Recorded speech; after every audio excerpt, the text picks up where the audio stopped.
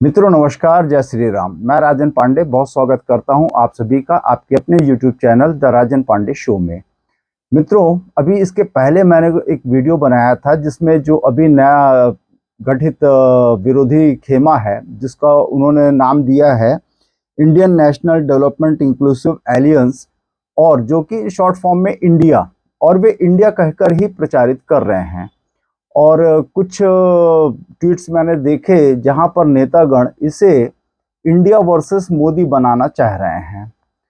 ठीक है साहब, देखिए, प्रजातंत्र है, सबको अपनी अपनी बात रखने की, अपने तरीके से बात रखने की आज़ादी है, परंतु देश का नाम आप अगर अपने किसी पर्टिकुलर हित के लिए आप साधना चाहते हैं तो वो कहीं ना कहीं इमोरल तो हो ही जाता है। और that should be challenged, but who will bell the cat? Yes, there is a person who will bell this cat. तो उनका नाम है, कोई एडवोकेट दुबे हैं, जिन्होंने एक याचिका लगाई है। और यह जो भाजपा विरोधी खेमा या एनडीए विरोधी खेमा है जो यह नाम इस्तेमाल करना चाह रहा है, उसके खिलाफ यह याचिका लगाई है। अब जिसका जल्दी से जल्दी शायद है कि सुनवाई हो, और यह जो नेतागण इसे इंडिया वर्सेस एनडीए या इंडिया वर्सेस मोदी का रूप देना चाह रहे हैं, इस पर लगाम लगे। क्योंकि देखिए, इंडिया मतलब, अगर जब आप यह शब्द बोलते हैं तो यह महज शब्द नहीं होता है, यह पूरा एक राष्ट्र होता है। यह पूरा एक हमारे लिए तो हमारा गौरव है, हमारा राष्ट्र। तो आप इसको कैसे आप अपने किसी एक पर्टिकुलर ऑब्जेक्टिव के लिए इस्तेमाल कर सकते हैं? आपने अगर बोलना है तो आप पूरा बोलिए, या तो फिर कि Indian national development inclusive aliens, आप ऐसे बोलिए। बट आप उसको एज इंडिया बोलेंगे तो कहीं ना कहीं आपत्ति उठनी है, और आपत्ति उठ भी गई। और एक एडवोकेट, जैसे मैंने बताया कि कोई दुबे जी हैं, उन्होंने याचिका लगा दी है, और सही भी है। क्योंकि मैं देख रहा था कि ट्विटर पर देख रहा था कुछ भाजपा विरोधी खेमे के घटक दल इसको India versus Modi, India versus Modi, एक नहीं, 3-4 नाम मैं ले सकता हूं, जिन्होंने इस तरह से प्रचारित करना शुरू किया। उसके उलट नरेंद्र मोदी जी, जो बहुत ही फिलहाल अभी शांत संयत है, शायद है कि उनको भी याद दिलाना पड़ेगा कि जैसा उन्होंने अपने जब प्रधानमंत्री का दायित्व संभाला था, उस समय पर उन्होंने एक बात कही थी कि 4 साल में जमकर देश के लिए काम करूंगा। देश के लिए मतलब जितना बन सकेगा वे वह काम करेंगे, और जो उनके कार्यकाल का आखिरी साल होगा, यानी कि 5वां साल होगा, वह जमकर राजनीति करेंगे। और इसका उन्होंने बखूबी डिस्प्ले भी किया था 2019 के चुनाव में, लोकसभा चुनाव में, जब उन्होंने 2018 तक तो जो भारत के लिए वे कर सकते थे, भारत राष्ट्र के लिए, उन्होंने जमकर किया। और उसके बाद 1 साल जो राजनीति की, उसका नतीजा यह था कि भाजपा 300 प्लस सीट को क्रॉस कर गई, मतलब अपने ही दम पर मैजिक फिगर से कहीं आगे निकल गई।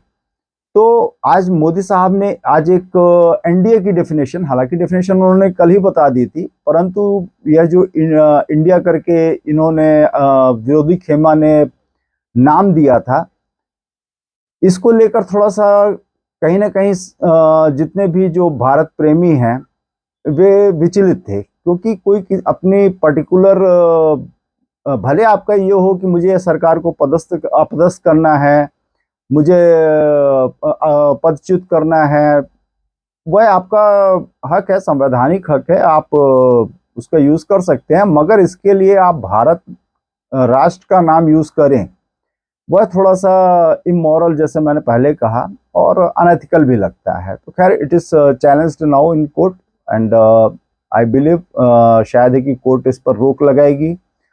और मे भी है कि मुंबई में जो इनकी तीसरी बैठक होनी है, वहां पर नाम में संशोधन भी हो जाए। खैर साहब, इस बीच में नरेंद्र मोदी जी का मैं वह जरूर, जो उन्होंने एनडीए के लिए डेफिनेशन गढ़ी है, वह मुझे बहुत अच्छी लगी, वो जो मैं आपके सामने रखता हूँ। NDA stands for, N for new India, D for developed nation, A for aspiration of people and region. मतलब कि नया भारत, जो कि विकसित राष्ट्र होगा और भारतीयों की सपने और उनकी चाहतों के अनुरूप होगा। तो देखिए साहब, यह फर्क होता है एक जमीन से जुड़े हुए नेता के और उन नेताओं के जो कि अपने कुछ एक पार्टिकुलर, मैं बोलता हूं शायद है कि वे पर्सनल हित के लिए कहीं ना कहीं अपने यह जो उन्होंने कुनबा तैयार किया है, जो गुट तैयार किया है, उसका वे इस्तेमाल ठीक है, उनको उनकी अपनी पॉलिटिकल सूझबूझ है, वे जैसा इस्तेमाल करना चाहें। अदरवाइज अगर आप उन घटक दलों में देखें तो सबसे बड़ा तो मैं तो मानता हूं आम आदमी पार्टी और कांग्रेस का एक मंच पर आना।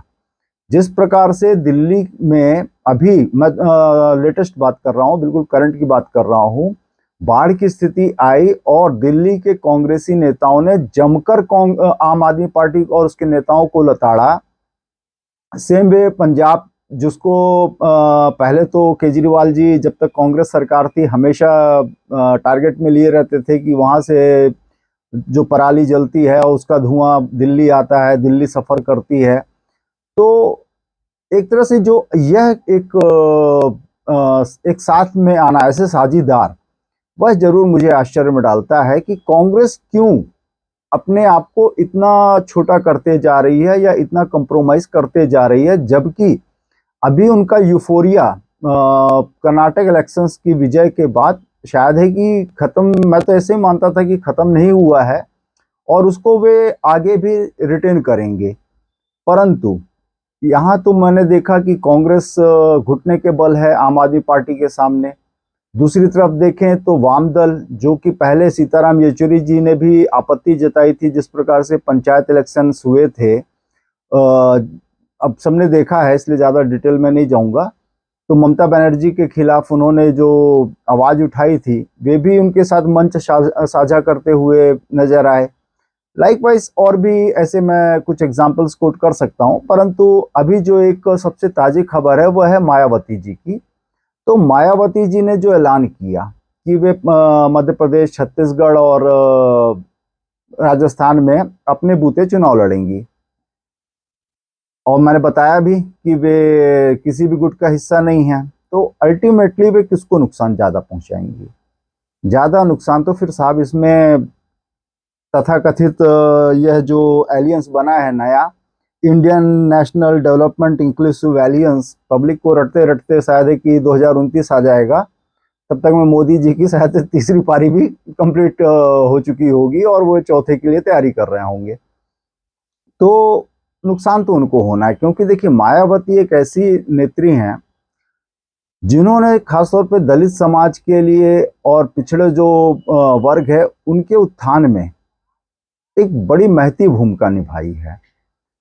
तो वे भाजपा से देखिए डायरेक्टली वे, मुझे नहीं लगता है कि वे किसी भी प्रकार, अभी आप याद करें कि उन्होंने यूसीसी के लिए एक तरह से समर्थन भी अपना व्यक्त किया है। तो वे एनडीए से या भाजपा से किसी भी प्रकार की डायरेक्ट लड़ाई में तो शायद है कि नहीं उतरना चाहेंगी। तो फिर उनकी लड़ाई होगी, बट ऑब्वियस है कि यह जो गठबंधन है INDIA, इसके खिलाफ ही होगी। और इसमें जो नुकसान होगा, INDIA के घटक दल जो भी प्रमुखता से उस प्रदेश में चुनाव लड़ रहे होंगे, वह उनकी स्थिति को कमजोर कर देगा इस INDIA के गठबंधन में, और ऐसा कांग्रेस बिल्कुल नहीं चाहेगी। भले एक बार आम आदमी पार्टी अगर वॉकओवर दे देती है कांग्रेस को इन तीनों प्रदेशों में, तो आम आदमी पार्टी भी अपने पैरों पर कुल्हाड़ी मार रही होगी, और अगर वह लड़ाई से मतलब कि चुनाव लड़ती है, कांग्रेस के ही खिलाफ लड़ना पड़ा, तब फिर इस महागठबंधन का क्या स्वरूप बनेगा? यह सब चीजें ऐसी हैं जो कि अभी देखिए त्वरित फायदे के लिए अरविंद केजरीवाल जी ने कि सिर्फ कांग्रेस दिल्ली अध्यादेश का दोनों सदनों में विरोध कर दे, इसके लिए भले वे कांग्रेस से हाथ मिलाने के लिए तैयार हो गए और हाथ मिला भी लिया। आप निश्चिंत होकर आपसे मैं ये बात कह सकता हूं कि जब विधानसभा चुनाव आएंगे इन 3 स्टेट्स के, जहां पर अभी हालिया में जब अरविंद केजरीवाल जी ने अपने दौरा संपन्न किए थे और जिस प्रकार से कांग्रेस को लताड़ा था, तब उस समय पे अरविंद केजरीवाल जी का जो रियल चेहरा है वह कांग्रेस देखकर देखेगी तो उसके पैरों के नीचे से जमीन भी जो बची खुची है वो भी चली जाएगी। क्योंकि अगर आप याद करें तो मोदी साहब ने एक बात भी कही थी कांग्रेस के लिए कि यह बड़ा एग्जैक्टली पूरा वर्ड टू वर्ड मैं नहीं याद कर पाऊंगा, बट फिर भी कि कमाल है कि तुम्हारे पैरों के नीचे जमीन नहीं है फिर भी तुम्हें यकीन नहीं है। कुछ इस तरह की उन्होंने कविता सदन में कही थी। तो ठीक है, अभी त्वरित फायदे के लिए शायद है कि केजरीवाल भी झुक गए और कांग्रेस भी, परंतु इसके अभी मैं ऐसा मानने को कतई तैयार नहीं हूं कि ये दोनों दल एक दूसरे को स्वीकार कर पाएंगे, वो भी तब जब चुनाव में जाने की बारी आएगी, सीटों के बंटवारे की बारी आएगी। देखना तब दिलचस्प रहेगा कि यह गठबंधन सच में कितना मजबूत है या इसकी क्या स्थिति है। इसके उलट मायावती जी की अपनी अलग राह पकड़ना, निसंदेह रूप से मैं कहता हूं कि यह जो नया गठित गठबंधन है INDIA, मैं इसको उस नाम से तो नहीं पुकार सकता क्योंकि वह मेरा देश है, मेरा गौरव है।